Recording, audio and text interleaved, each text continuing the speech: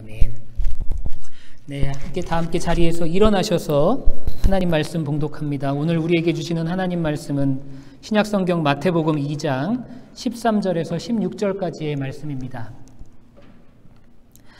박사들이 돌아간 후에 주님의 천사가 꿈에 요셉에게 나타나서 말하였다. 헤롯이 아기를 찾아서 죽이려고 하니 일어나서 아기와 그 어머니를 데리고 이집트로 피신하여라. 그리고 내가 너에게 말해줄 때까지 거기에 있어라. 요셉이 일어나 밤사이에 아기와 그 어머니를 데리고 이집트로 피신하여 헤롯이 죽을 때까지 거기에 있었다. 이것은 주님께서 예언자를 시켜서 말씀하신 바 내가 이집트에서 내 아들을 불러냈다 하신 말씀을 이루시려는 것이었다. 헤롯은 박사들에게 속은 것을 알고 몹시 노하였다. 그는 사람을 보내어 그 박사들에게 알아본 때를 기준으로 베들레헴과 그 가까운 온 지역에 사는 2살짜리로부터 그 아래의 사내 아이를 모조리 죽였다. 아멘. 하나님의 말씀입니다. 말씀을 주신 하나님께 감사드립니다. 네, 이렇게 화답하시면 됩니다. 자리에 앉으시겠습니다.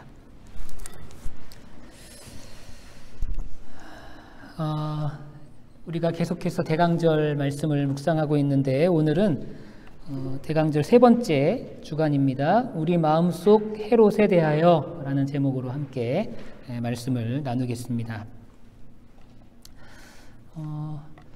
제가 여기서 여기서 설교하는 게 좀 어떤가요? 제가 원래는 요 밑에서 그냥 여러분들과 좀 가까운 데서 설교하고 싶어서 밑에서 했었는데 제가 키가 작다 보니까 뒤에 계신 분들이 잘 안 보인다는 그런 얘기가 있어서 일로 올라와 봤거든요. 근데 저는 되게 좋네요. 여러분들 다 잘 보여서.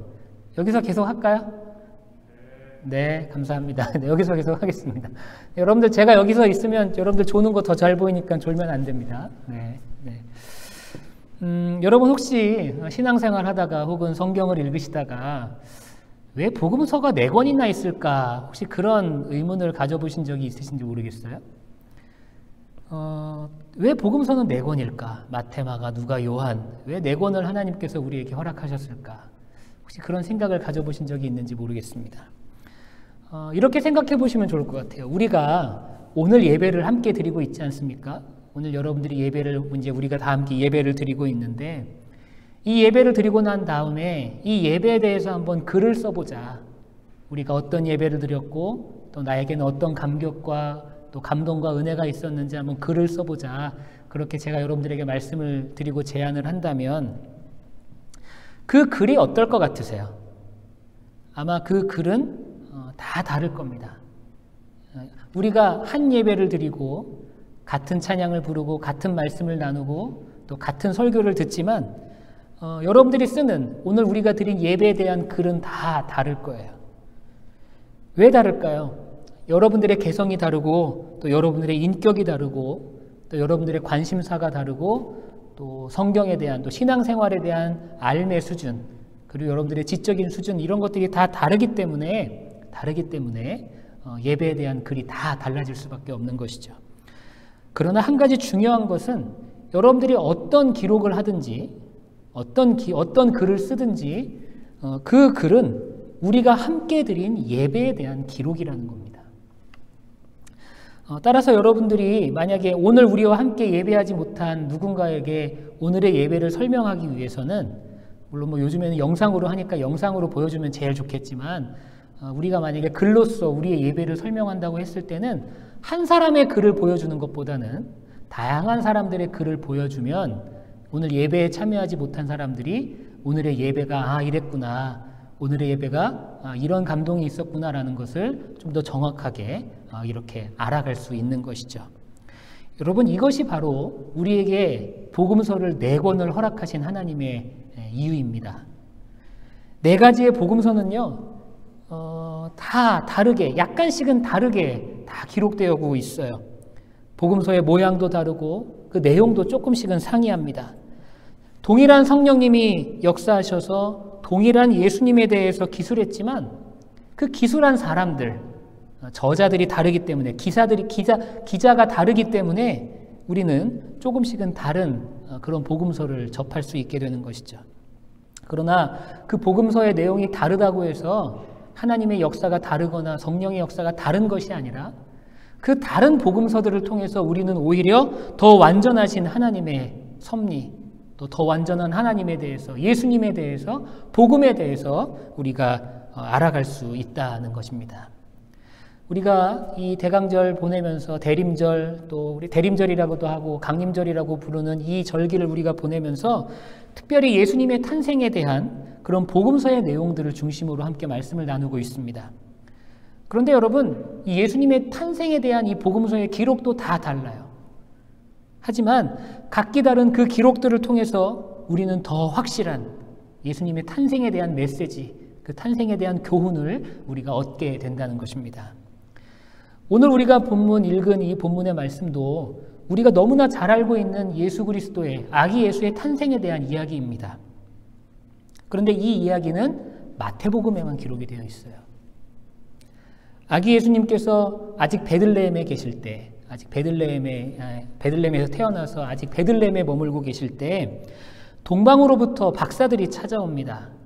성경에는 박사들이라고도 기록되지만 지혜자들, 혹은 어떤 신학자는 점성술사들이었다고, 점을 보고 이렇게 하나님의 뜻을 이렇게 발견해내는 그런 사람들이었다고 기록하기도 해요.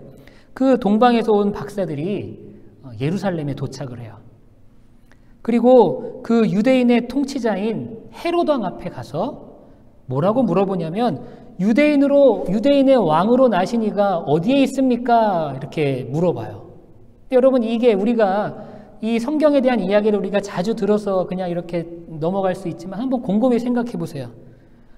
왕궁에 가서 왕에게 지금 물어보는 거예요. 유대인의 왕이 어디서 태어났습니까? 지금 물어보고 있는 겁니다. 여러분, 참 황당한 장면이에요. 어떻게 생각하면.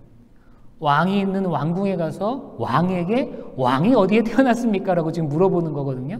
황당하고 어떻게 보면 굉장히 위험한 장면이죠. 실제로 성경에는 이 헤롯과 또 헤롯과 함께 했던 사람들이 당황했다, 그렇게 기록되고 있어요. 당황했었다. 성경에는 그냥 당황했다고 그냥 간단하게 표현되어 있지만 이후에 헤롯의 반응을 보면 이 사건은 헤롯에게는 굉장히 심각한 문제로 다가왔다는 것을 우리는 알 수 있습니다. 박사들로부터 그런 소식을 들은 이 헤롯이 학자들에게 묻죠. 과연 메시아는 어디에 태어날 것인가? 유대인의 왕은 어디서 태어날 것인가? 그래서 그것을 찾아냅니다. 그리고 그 장소가 베들레헴이라는 것을 알게 돼요. 그래서 박사들에게 베들레헴을 알려주면서 뭐라고 이야기를 하냐면, 당신들이 베들레헴에 가서 그 왕을 만나거든 왕을 경배한 이후에 나에게도 좀 알려주십시오. 나도 그를 찾아가서 경배할 생각입니다. 그렇게 이야기를 해요. 헤롯 왕이. 박사들에게 그렇게 말은 하지만 사실 이 헤롯 왕의 마음에는, 생각에는 뭐로 가득 차 있었냐면 그 왕으로 태어난 이를 죽여야 되겠다라는 마음으로 가득 차 있었던 거예요. 말은 그렇게 했지만. 그래서 박사들이 결국 이제 우리가 잘 아는 것처럼 예수님을 만나잖아요. 아기 예수를 만나고 아기 예수께 경배를 드리죠. 그 후에 하나님께서 이 박사들의 꿈에 나타나십니다. 그래서 이 헤롯 왕의 속내, 헤롯 왕의 진짜 마음을 다 알려주시죠. 그래서 박사들은 헤롯에게 가지 않고 예수님을 경배한 이후에 자기가 왔던 곳으로 돌아가게 됩니다. 박사들에게 헤롯 왕이 속은 것을 알았어요. 소식이 없으니까 알아봤겠죠. 그랬더니 박사들이 그냥 돌아갔다는 어떤 그런 소식을 들었겠죠. 그래서 헤롯 왕이 그것 때문에 이제 분노를 하죠. 그러면서 헤롯 왕은 정말 인간이 할 수 없는 가장 잔인한 선택을 하나 하게 됩니다. 바로 베들레헴과 그 주변에 있는 촌락들, 그리고 거기서 자기가 박사들을 만났던 그 시점을 계산해서 2살 이하의 모든 어린아이들을 죽이게 되죠. 어느 신학자는 이 베들레헴과 그 촌락의 구조를, 인구를 봤을 때 아마 당시에 최소한 30명 이상의 어린 남자아이들이 희생됐을 거라고 그렇게 이야기도 합니다. 어찌됐든 수십 명, 많게는 수백 명의 어린아이들이 죽임을 당하게 되는 거예요. 여러분, 헤롯은요, 자신의 왕권, 자신의 왕좌, 자신의 왕위를 지키기 위해서 이렇게 잔인한 일도 서슴지 않았던 그런 악한 인물로 그렇게 기록이 되고 있는 것입니다. 사실 이 아기 예수님도요, 이 참혹한 학살에 피해자가 되실 뻔했어요. 그런데 하나님께서 요셉에게 오늘 본문처럼 미리 알려주시죠. 그래서 요셉은 마리아와 함께 예수님과 함께 이집트로, 성경에는 애굽으로 표현되기도 한 버전이 있지만 오늘 우리가 읽은 성경에는 이집트라고 기록이 돼요. 애굽, 이집트 같은 말입니다. 이집트로 피난을 가게 되죠. 여러분, 요즘에도 이 정치 문제라든지 뭐 내전 문제라든지 뭐 이런 것 때문에 난민들에 대한 이슈가 요즘에도 계속 발생하고 있어요. 이 난민에 대한 이슈가 사실은 최근에 계속해서 세계적인 이슈로 우리에게 다가오고 있습니다. 시리아 난민 사태가 있었고, 또 아프간 난민 사태도 있었고, 또 최근에는 이 미얀마 난민들에 대한 소식도, 안타까운 소식도 우리가 들을 수 있었죠. 예수님도 이 난민들처럼 생명을 지키기 위해서 이집트에서 난민 생활을 하신 겁니다. 실제로 당시 역사의 기록에 의하면 이 이집트 알렉산드리아라는 도시에 유대인들이 모여 사는 유대인들 이민사회가 있었다라는 기록이 있어요. 그래서 아마도, 뭐 이건 정확하진 않지만 아마도 예수님의 가족이, 요셉과 마리아가 그 이집트 알렉산드리아에 있는 유대인들의 그 이민사회에서 몸을 숨기고 생활하지 않았을까, 그렇게 추측할 수 있겠습니다. 그리고 헤롯이 죽고 난 다음에 그 아기들을 학살했던 그 헤롯 왕이 죽고 난 다음에 요셉은 다시 가족을 데리고 유대로 돌아오게 되고요. 유대로 돌아와서 어디에 정착하게 되냐면 나사렛이라는 동네에 정착을 하게 됩니다. 그래서 우리가 예수님을 이야기할 때 나사렛 예수 이렇게 이야기를 해요. 예수님이 베들레헴에서 태어나셨는데 베들레헴 예수라고 얘기하지 않고 우리는 나사렛 예수라고 말을 합니다. 그 이유는 예수님께서 베들레헴에서 물론 태어나시기는 했지만 정착하고 생활하시고 처음으로 살아가신 동네가 바로 나사렛이기 때문에 그렇습니다. 그래서 나사렛 예수, 그렇게 표현하고 있는 것이죠. 여러분, 이 이야기, 제가 지금 말씀드렸던 이 성경의 이야기를 아마 여러분들은 들어보셨을 거예요. 물론 신앙생활 이제 처음 시작하시는 분들은 처음 들어보시는 분들도 있겠지만 아마 이 이야기에 대해서는 아마 들어보신 분들이 더 많을 거라고 생각이 됩니다. 마태복음의 저자였던 마태는 왜 이 이야기를 서술했을까요? 왜 이 이야기를? 여러분, 마태가 이 이야기를 서술한 이유는 물론 이 이야기가 실제로 일어난 이야기이기도 하겠죠. 그렇지만 더 중요한 이유는 이 이야기를 통해서 독자들에게, 마태복음을 읽는 독자들에게 뭔가 알려줄 게 있었기 때문이라는 거죠. 과연 뭘 알려주고 싶었을까, 마태는? 여러분, 복음서라는 것이요, 결국에는 모든 내용이 예수님께 포커스가 맞춰져 있습니다. 예수님이 누구이신지에 대한 기록이고요, 예수님이 무엇을 하셨는지에 대한 기록이고, 예수님이 이 땅에 왜 오셨는지에 대한 기록이고, 예수님의 메시지가 무엇이었는지에 대한 기록, 그리고 예수님이 사역하셨던 그 사역의 의미가 무엇인지, 이러한 모든 것들이 결국에는 예수님께 포커스 맞춰진 그 성경이 바로 복음서입니다. 이 이야기를 통해서, 이 성탄의 이 이야기를 통해서 마태는 과연 우리에게 무엇을 알려주고 싶었던 것일까요? 오늘 우리는 이 메시지를 발견할 수 있는, 마태가 전하고자 하는 그 메시지를 발견할 수 있는 그런 시간이 되기를 간절히 소망합니다. 여러분, 우리가 살아가고 있는 이 땅에는요, 악의 문제가 팽배해 있습니다. 악한 문제, 악의 문제가 팽배해 있죠. 예수님 시대나 지금의 시대나 변함없이 우리에게 정말로 익숙한 단어들이 있어요. 지금도 있고 과거에도 있었던 그런 악의 문제들, 불의함, 전쟁, 압제, 핍박, 유혈, 불평등, 폭력, 여러분, 이런 문제들이 당시에도 있었고 지금도 있는 문제입니다.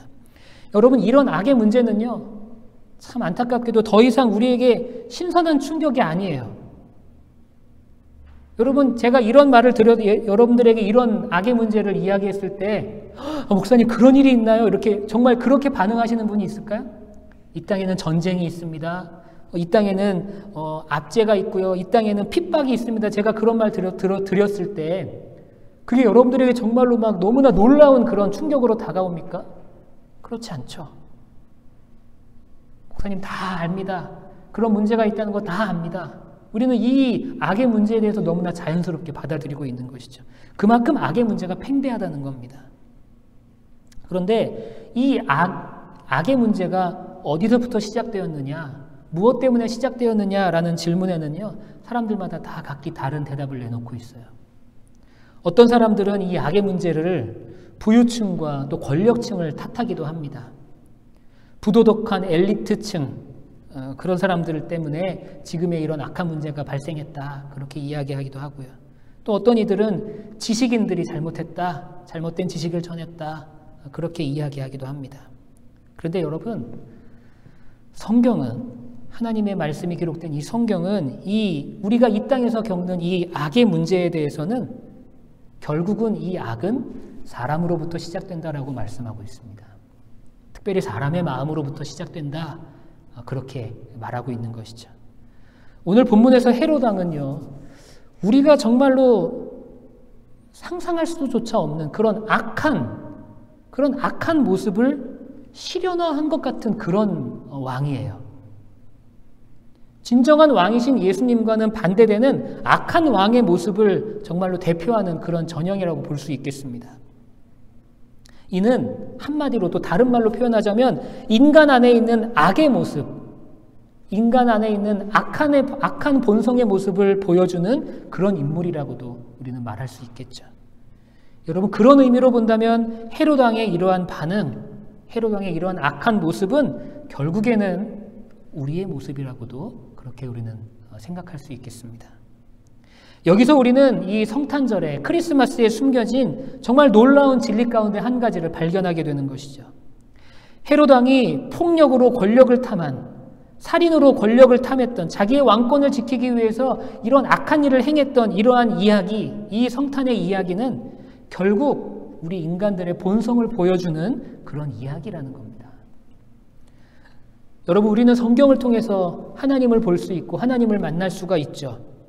그리고 그와 동시에 성경을 통해서 우리는 나 자신을 발견할 수가 있습니다. 평화의 왕으로 이 땅에 오신 아기 예수의 모습을 통해서 우리는 놀라운 하나님의 은혜와 하나님의 놀라운 사랑, 하나님의 놀라운 섭리, 그런 하나님의 모습들을 발견하게 됩니다. 반대로 우리는 이 헤롯 왕의 모습을 통해서 인간 안에 인간이 가지고 있는 인간의 악한 본성, 우리 안에 해결되지 않은 죄의 본성들을 우리는 동일하게 발견할 수 있다는 것이죠. 여러분, 마태가 성탄의 이런 아름다운 이야기를, 아기 예수의 탄생을 알리는 이 성탄의 아름다운 이야기를 기술하면서 이 잔혹한 이야기를 함께 우리에게 전하는 이유는요, 바로 우리 자신을 우리가 발견해내야 하기 때문에 그렇습니다. 우리 안에 있는 헤롯의 모습, 우리 안에 있는 헤롯을 우리가 발견해내야 하기 때문에 그렇다는 거예요. 여러분, 그런 의미로 본다면 이 성탄은요, 사실 고통의 날입니다. 왜냐하면 헤롯과 같은 내 모습을 끄집어내야 되는 고통을 우리가 감내해야 하기 때문에 그래요. 여러분들 안에 헤롯의 모습을 끄집어낼 수 있는 그런 성탄을 여러분들이 보내게 되시기를 바랍니다. 사실은 그 과정이요, 잔인하리만큼 고통스러울 수 있어요. 그 과정을 통해서 나는 받아들이고 싶지 않고 인정하고 싶지 않고 그럴 수 있습니다. 그렇지만 우리는 정직하게 내 안에 있는 헤롯과 대면해야 됩니다. 내 안에 있는 헤롯의 모습을 발견해내야 되는 거예요. 그리고 진실한 회개를 통해서 내 안에 있는 헤롯의 모습이 헤롯이 죽어가는 그 과정을 우리가 경험할 수 있어야 한다는 것이죠. 내 자신을 진실하게 마주한다는 것이요, 사실은 굉장히 힘든 일입니다. 여러분, 그런 말 혹시 들어보셨어요? 혼자 있을 때 내 모습이 진짜 내 모습이다. 이런 말 들어보셨습니까? 혼자 있을 때 내 모습, 아무도 없을 때 내 모습을 여러분 당당하게 남에게 공개할 수 있으십니까? 물론 내 모습, 내 생활을 공개할 수는 있겠죠. 그렇지만 아무도 없을 때 내가 하고 있는 생각들, 내 마음의 목소리들을 타인에게 당당하게 공개하실 수 있습니까? 아마 그럴 수 있는 사람은 세상에 없을 것 같아요. 뭐 요즘에 이렇게 TV 프로그램, 한국의 TV 프로그램을 보면 뭐 관찰 예능이라 그래서 그 사람의 어떤 진실한 모습들을 보여주는 것 같은 그런 관찰 예능들이 요즘에 많이 있잖아요. 벌써 이것도 뭐 유행이 지나갔는지 모르겠지만 뭐 나 혼자 산다 뭐 그런 프로그램들이 그렇잖아요. 관찰하는 그 사람의 진짜 삶을 관찰하는 것 같지만 사실은 그것조차도 진짜 그 사람의 모습은 아닌 거죠. 우리는요, 남 앞에서 내 진짜 모습을 공개하고 오픈하는 것이 불가능한 그런 존재입니다. 하지만 여러분, 우리가 사람들 앞에서는 불가능할지 몰라도 하나님 앞에서는 진실하게 내 모습을 다 드러내야 합니다. 하나님 앞에서는요, 우리가 가감할 필요가 없어요. 감출 필요도 없고, 내 잘못을 감출 필요도 없고, 내가 실수한 것들을 자꾸만 감추고 축소할 필요가 없어요. 반대로 내가 잘했다고 생각하는 것을 과장할 필요도 없습니다. 왜? 하나님이 이미 다 알고 계시니까. 그저 내 안에 있는 헤롯의 모습이 있다면 그 헤롯의 모습을 끄집어내고 진실하게 진솔하게 하나님 앞에 이것들을 내려놓는 게 중요한 거예요. 그것이 마태를 통해서 우리에게 주시는 성탄의 귀한 메시지라는 사실을 여러분들이 꼭 기억하시기를 바랍니다. 기억하세요. 성탄은 고통의 날일 수 있어요. 내 안에 있는 헤롯을 끄집어내야 하는 그런 고통의 날일 수 있다는 사실 여러분들이 꼭 기억하시기를 바랍니다. 그렇지만 누군가는 아마 제가 이렇게 말씀을 드리면 이렇게 반문할 수 있을 것 같아요. 누군가는 이렇게 이야기할 것 같아요. 목사님, 나는 그래도 헤롯처럼 잔인하지는 않은데요. 나는 그래도 헤롯만큼 그렇게 폭력적이지는 않습니다. 그렇게 이야기할 수 있겠죠. 물론 그럴 수 있어요. 우리가 헤롯처럼 그렇게 잔인하지 않을 수 있고 또 헤롯처럼 그렇게 폭력적이거나 이기적이지 않을 수는 있어요. 하지만 여러분, 우리는요, 방법만 달랐지 헤롯과 동일한 목표와 동일한 인생의 목적을 가지고 살아가고 있음을 우리는 인정해야 합니다. 여러분, 헤롯과 우리가 동일하게 갖고 있는 인생의 목적, 인생의 목표가 무엇일까요? 여러분, 왕이 나셨다라는 소식을 듣고 헤롯이 뭐라고 동방박사들에게 말합니까? 그 아이를 만나거든 나에게도 알려주십시오. 나도 가서 그 아이에게 경배하겠습니다. 그렇게 이야기를 하거든요. 근데 여러분, 이 말의 의도가 뭐예요? 진짜 경배하기 위해서 그랬습니까? 결국에는 자기의 왕권을 지키기 위해서 자기의 왕의 권력, 왕의 자리를 지키기 위한 음흉한 생각을 가리기 위함이었어요. 결국엔 이 말은. 그리고 이 왕좌를 지키기 위해서 헤롯은 잔인한 방법을 선택한 거죠. 아이들을 죽이는 그런 잔인한 방법을 선택한 거예요. 그런데 여러분, 우리 또한 우리 삶에서 내 인생의 왕좌를 지키기 위해서 어떤 수단이든 그렇게 간구하기도 하고 어떤 수단을 우리가 활용하기도 해요. 내 삶의 왕좌를 내가 지키려고 하는 거죠. 내 인생에 내가 자꾸만 왕이 되려고 하지 않아요? 그게 헤롯의 모습이고요. 그게 나의 모습이라는 거죠. 하나님께서는 하나님 자신을 뭐라고 우리에게 말씀하고 계시냐면 절대적인 왕이다. 하나님만이 우리의 절대적인 왕이 되신다고 그렇게 스스로를 말씀하십니다. 우리의 삶을 주관하실 분이 바로 예수님이시고 하나님이세요. 우리의 삶을 하나님이 주관하시는 것이 당연한 겁니다. 그게 당연한 거예요. 그렇지만 우리는 어떻습니까? 그 하나님의 주권에 우리는 늘 저항하죠. 심지어는 그 하나님의 주권에 우리는 악의를 품기도 합니다. 내 입맛에 맞는 하나님을 내가 만들어내기도 해요. 여러분, 우상이라는 게 다른 신을 섬기는 게 우상이 아니에요. 물론 그것도 우상을 섬기는 거지만 다른 신을 섬기는 게 우상 숭배의 전부는 아닙니다. 하나님을 내 입맛에 맞게 섬기는 것, 그것도 우상이에요. 여러분 기억하셔야 돼요. 이스라엘 백성들이 애굽을 나와서 그 모세가 소식이 없을 때 자신들이 금 송아지를 만들어서 우상을 만들잖아요. 여러분 성경을 잘 읽어보십시오. 그 애굽의 유대의 백성들이, 이스라엘 백성들이 그 우상을 만들면서 다른 신의 이름을 부르지 않아요. 이 금송아지가 우리를 이끌어내신 여호와 하나님이다 라고 그렇게 자신들이 그렇게 이야기를 합니다. 여러분, 이스라엘 백성은요, 하나님 스스로 하나님 자신을 섬긴 게 아니라 자신들이 원하는 하나님의 형상을 만들어 놓고 이것이 하나님이다 그렇게 하나님을 섬겼던 거예요. 여러분, 그게 바로 우상숭배라는 겁니다.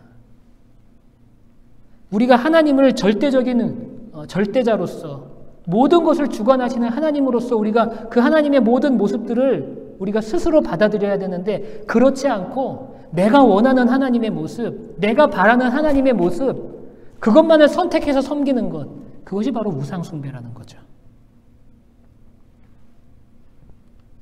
때로는 종교라는 이름 안에 우리는 숨어서 하나님을 반역하기도 합니다. 우리가 종교 생활 한다고 하지만 결국에는 그 종교 생활을 통해서 하나님을 반역하는 그런 경우가 있어요. 반대로 나는 무신론자다, 나는 종교를 버리면서 하나님을 우롱하고 하나님을 버리고 내 삶의 주인이 하나님이 못되게 하게끔 그렇게 생활하는 사람들도 있죠.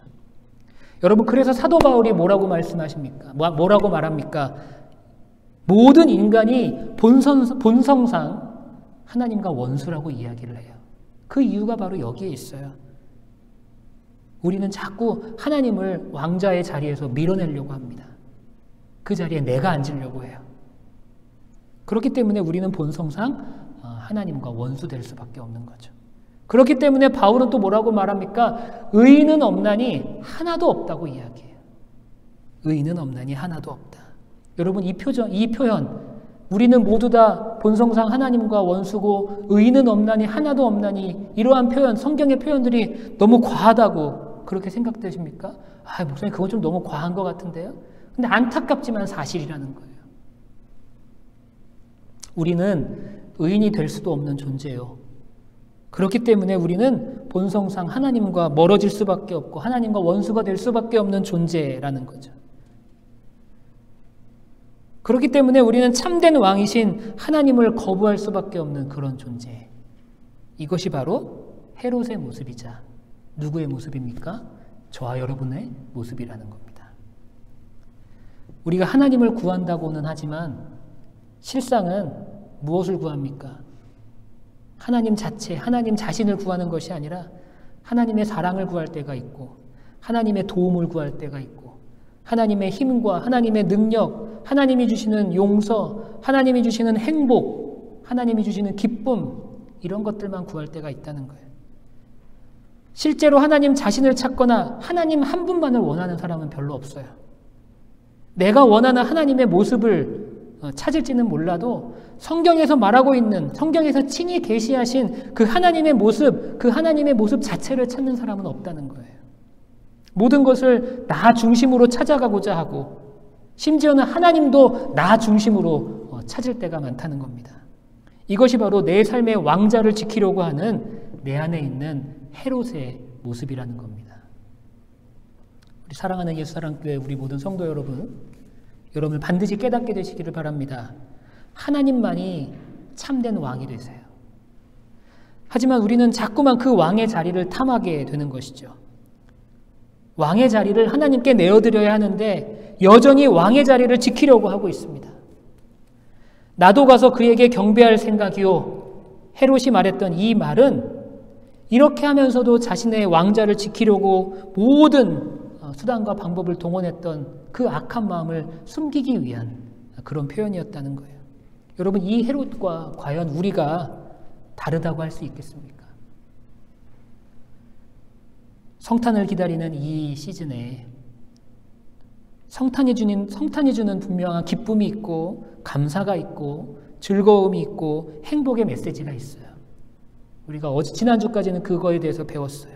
하지만 우리는 그와 함께 나의 진실한 모습을 발견할 수 있어야 한다는 겁니다. 내 안에 있는 헤롯의 모습을 여러분들 발견하십시오.